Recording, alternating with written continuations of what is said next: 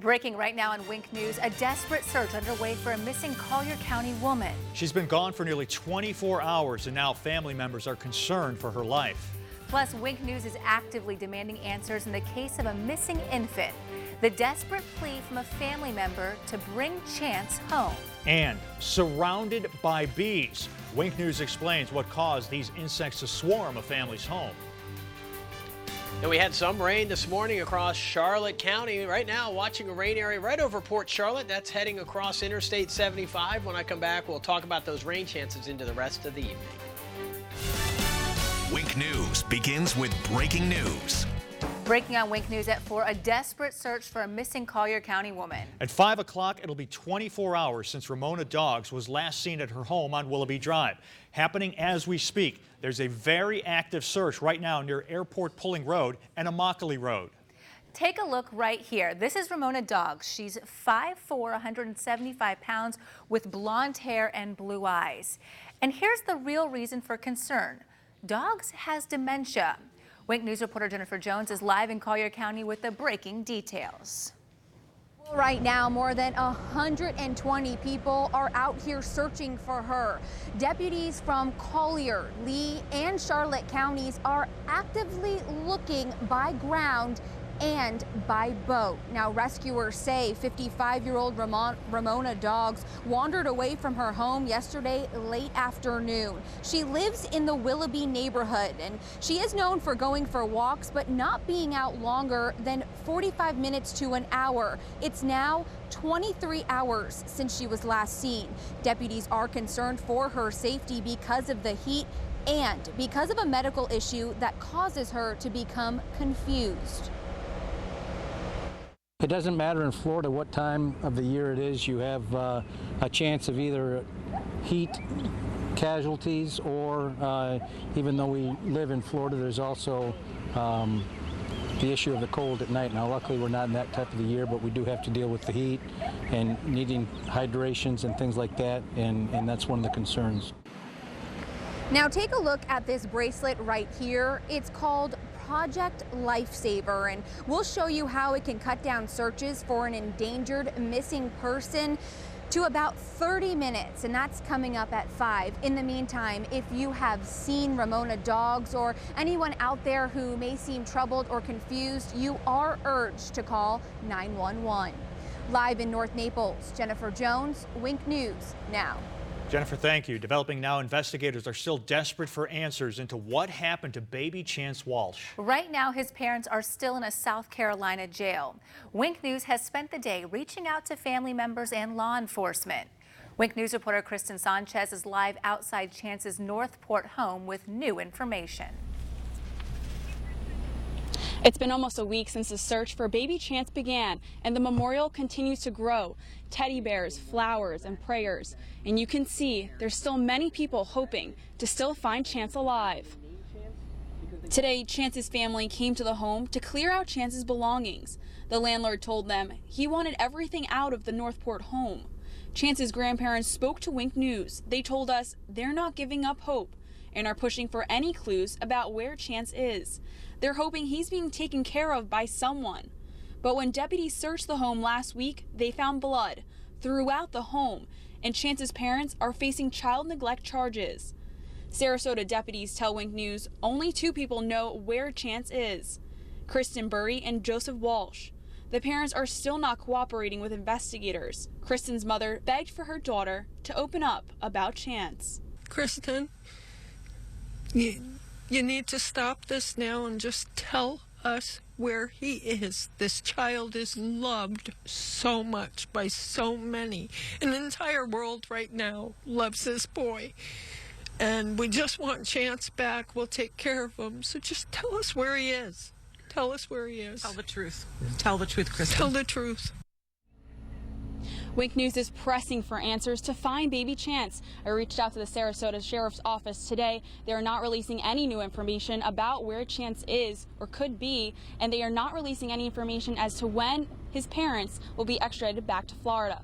Reporting live in Northport, Kristen Sanchez, Wink News Now. Kristen, thank you.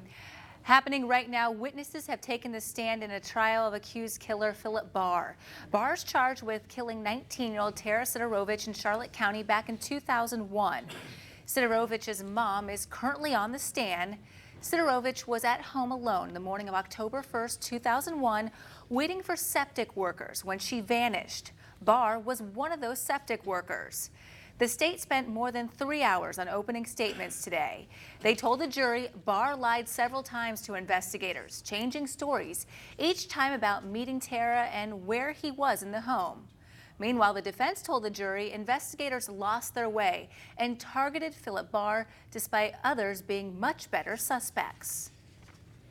It's a somber day for a Fort Myers family as today marks 1 year since 5-year-old Andrew Faust Jr. was killed in the drive-by shooting. Andrew was in his home in the Dunbar community when bullets came flying inside.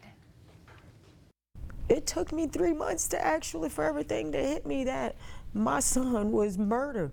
My son took his last breath in my arms. Police arrested 2 men, but later let them go after a witness changed her story. Since then, no other arrests have been made. A man accused of killing 3 people is on trial in a Lee County courtroom. Federal marshals arrested Wesnell Isaac in Haiti last year after a 7-year manhunt. Investigators believe Isaac was the head of a Haitian gang when he killed 3 men back in 2007. The gang reportedly controlled a majority of drug trafficking in North Fort Myers. And new this hour, 3 Palm Beach County farms accused of slaughtering and selling horse meat are raided. A Miami-based animal welfare group tipped authorities off after their own undercover investigation. The Palm Beach County Sheriff's Office confirms it's working with Animal Care and Control on an animal cruelty investigation. The animals are being removed from the farms today. Welfare groups anticipate the farms to permanently close. Divers in Monroe County are outraged after they say a Fort Myers attorney and his 2 sons got away with poaching lobsters. Stephen Koppel of the law firm Yeslow & Koppel and his 2 sons, John and Kyle, were charged with 28 lobsters over the legal limit. Police also say Koppel did not have a saltwater fishing license and lobster stamp.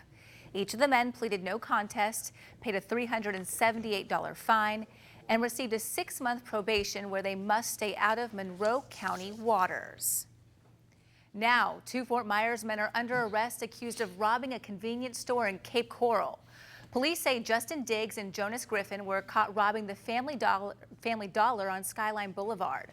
Police tell Wink News the men tried to leave but then crashed their car near Santa Barbara Boulevard and Veterans Parkway. Police think the 2 are also responsible for another armed robbery at a Dollar General on Pine Island Road. And right now on Wink News, a shock for the sports world as a coaching legend is stepping down.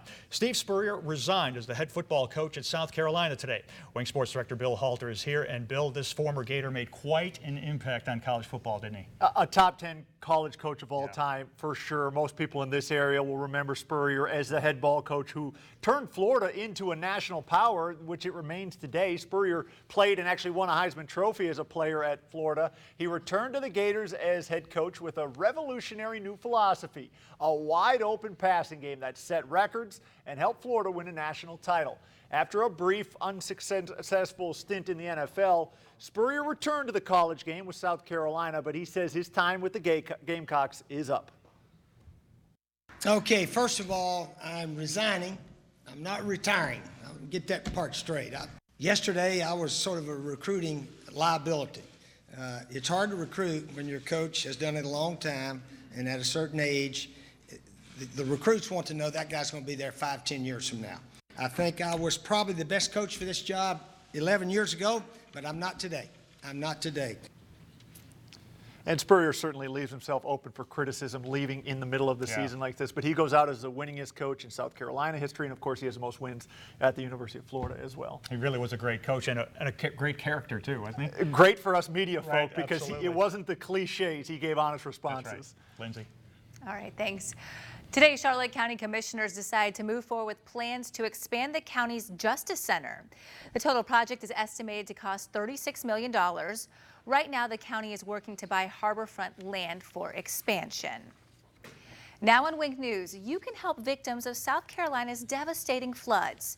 Dozens of dogs that lost their homes have arrived in Southwest Florida and will soon be available for adoption. Wink News reporter Megan Contreras joins us with the details. Well, 31 dogs now have a safe place to stay in Southwest Florida. They were picked up by the Humane Society of Naples. Now, the shelter that held the dogs in South Carolina was damaged during the floods. Now, right now, the only dog at the Humane Society is a Border Collie mix named Envy. Envy is pregnant and will be giving birth to 7 puppies any day now. The dogs rescued from South Carolina will be up for adoption as soon as they are medically cleared.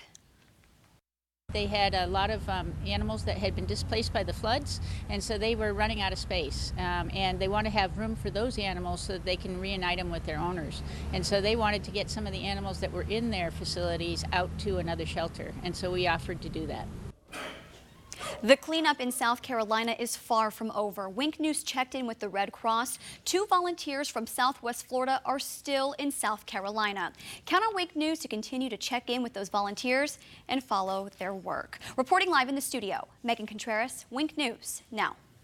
Meanwhile, a huge Supreme Court decision's in the works that could affect Florida. Wink News explains the potential changes with the state's death penalty.